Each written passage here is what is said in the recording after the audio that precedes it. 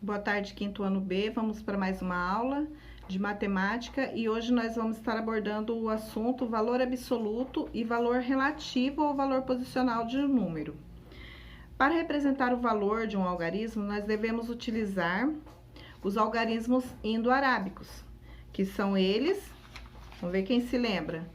A aula passada nós conhecemos os números indo-arábicos, o 0, 1, 2, 3, 4, 5, 6, 7, 8 e 9.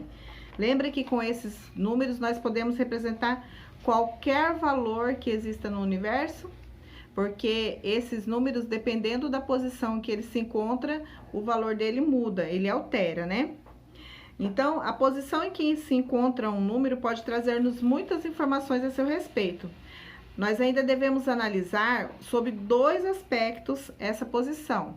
São elas o valor absoluto e o valor relativo ou o valor posicional do número. O valor absoluto de um algarismo não está associado à posição em que ele se encontra no número. Isto é, não depende da posição que ele ocupa, pois ele representa a sua própria quantidade. Eu tenho um exemplo aqui para mostrar para vocês de um valor absoluto, do número 1563, onde o número 1 representa ele mesmo, o número 5 representa ele mesmo, o número 6 representa ele mesmo e o número 3 também representa ele mesmo.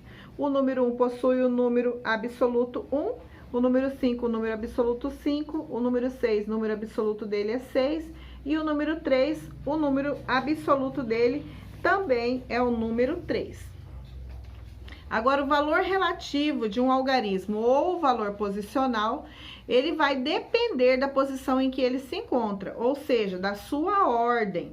Por esse motivo, o valor relativo é chamado também de valor posicional.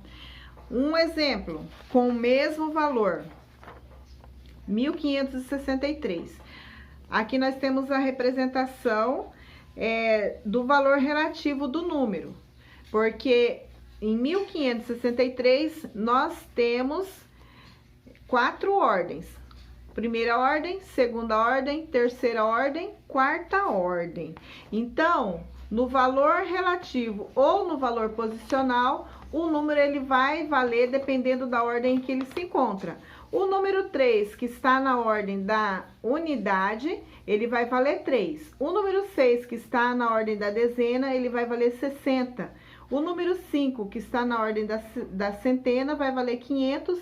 E o número 1, que está na ordem na quarta ordem, que é da unidade de milhar, ele vai valer 1000.